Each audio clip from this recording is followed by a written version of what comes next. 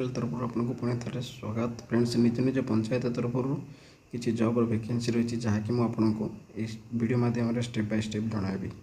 तो बिना स्किप कर वीडियो को फास्ट लास्ट देखूँ। आज वीडियोर टॉपिक एजुकेशनल क्वालिफिकेशन आपंकर शिक्षागत योग्यता कौन रहा दरकार यही पंचायत पियन अप्लाई करने एज लिमिट आप बयस सीमा कौन हवा दरकार और सालेरी आपंकर दरमा केते कौन इम्पोर्टेंस नोट कौन रही केबुटू स्टार्ट हम ये जॉब अप्लाई करने मार लास्ट डेट केते रही इम्पोर्टेंस डॉक्यूमेंट ये जॉब पे आपको कौन कौन डॉक्यूमेंट आवश्यक रही आप केमती सिलेक्शन करेंगे और आपंकर एप्लिकेशन फीस कौन रहा सहित आप केमती आवेदन करेंगे या केबुटू स्टार्ट हम ताहा स्टेप बाय स्टेप ये वीडियो माध्यम जनइबी।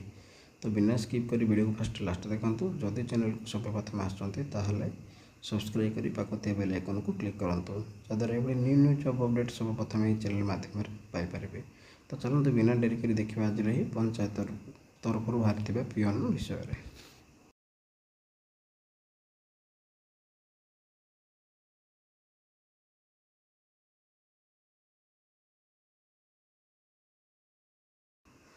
देखो ओडिशा पंचायत पियन रिक्वायरमेंट 2026। तो देखो ऑर्गेनाइजेशन नेम कौन रोचे government of Odisha panchayat office. तो ये जो जॉब टी रोचे government of Odisha panchayat office तरफ आपंकर जॉब टी रोचे। टाइप ऑफ जॉब कौन रोचे ना परमानेंट रोचे जो मैंने भी सिलेक्शन करेंगे परमानेंट काम करेंगे। कैटेगरी कौन रोचे देखो ना पंचायत लेवल जॉब टी रोचे जेहेतुटा पंचायत पियन रही तो पंचायत लेवल जॉब टी रोचे। नेम ऑफ द पोस्ट कौन रोचे ना पियन रोचे। तो आपंकर जो पोस्ट वैकेंसी रही पंचायत पियन पर पोस्ट वैकेंसी रही। देखो एप्लिकेशन मोड कौन रही ऑफलाइन या ऑनलाइन जेहेतु यहाँ गोटे नोटिफिकेशन रही तो ऑफलाइन जदि हम आपको गोटे वीडियो माध्यम जनईदेवी जदि भी ऑनलाइन हम ऑफिशियल वेबसाइट तरफ हम क्यों मैंने अप्लाई करेंगे आल ओडिशा कैंडिडेट एटार अप्लाई करेंगे। तो आप निजे जेहेतु आपंकर प्रत्येक पंचायत पियन वैकेंसी तो आल ओडिशा प्लान अप्लाई करेंगे।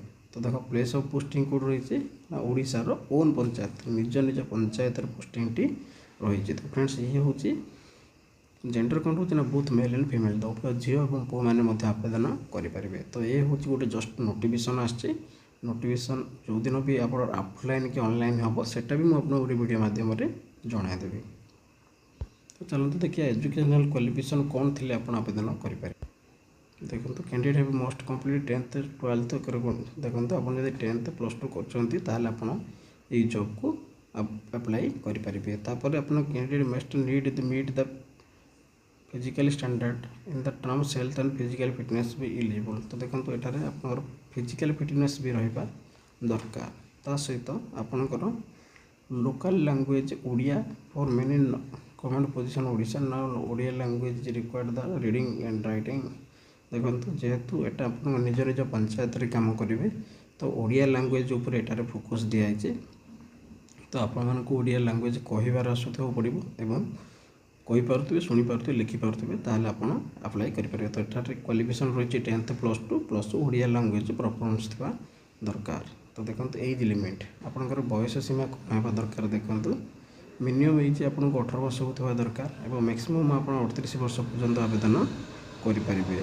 जदि भी आप 38 वर्ष पर भी अप्लाई करने को इंटरेस्टेड अच्छा अप्लाई करेंगे। कि देखो ना यहाँ एज रिलैक्सेशन रूल रही गवर्नमेंटर जहाँकि गोटे ओबी स्टूडेंट पे 3 वर्ष SC ST 5 वर्ष रही।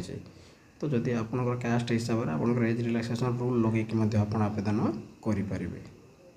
देखो सालेरी दरमा आपंकर केते टंका रहिबो 13,160 टंका पर मंथ आपंकर रहिबो। तो आपंकर सालेरी कौन रहिबो ना 13,160 टंका पर मंथ आपंकर रहिबो। तो देखो सिलेक्शन प्रोसेस कौन रही सबमिशन ऑफ एप्लिकेशन जदि आपंकर ऑफलाइन हम आप एप्लिकेशन सबमिशन करेंगे या जदि भी ऑनलाइन हम आप एप्लिकेशन सबमिशन करेंगे। तापर स्क्रीनिंग ऑफ द एप्लिकेशन तापर इंटरव्यू तो डॉक्यूमेंट वेरिफिकेशन। तो आप जितेबाला आपंकर एप्लिकेशन ऑफलाइन कि ऑनलाइन है आप एप्लिकेशन सबमिशन करेंगे तापर आपको इंटरव्यू पर डाका हम इंटरव्यू पर आपंकर डॉक्यूमेंट वेरिफिकेशन हम डॉक्यूमेंट वेरिफिकेशन होगापर आप डायरेक्ट पंचायत पियन भाव में कार्य आरंभ करेंगे। तो देखो एप्लिकेशन फीस कौन रही जनरल कैंडिडेट फ्री रही EWS कैंडिडेट को फ्री रही ओबीसी कैंडिडेट को फ्री रही, पीएचडी कैंडिडेट को फ्री रही, एससी एसटी की फ्री रही। तो संपूर्ण भाव में कह गले यह संपूर्ण फ्री रे अप्लाई करें और बिना कौन से एग्जाम केवल इंटरव्यू देकी ही क्वालिफाई करें। देखो आवश्यक डॉक्यूमेंट कौन कौन रही, क्वालिफिकेशन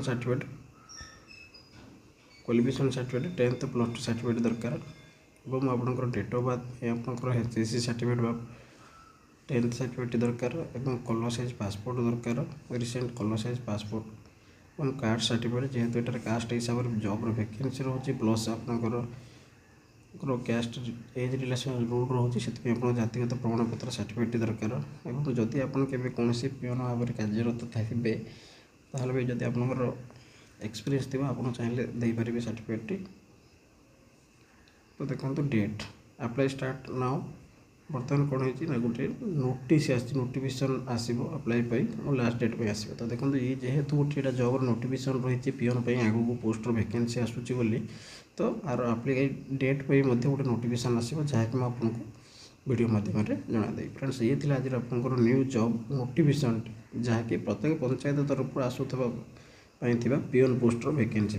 तो जो दिन भी आर अप्लाई डेट स्टार्ट हो आपको वीडियो माध्यम जनादेवी।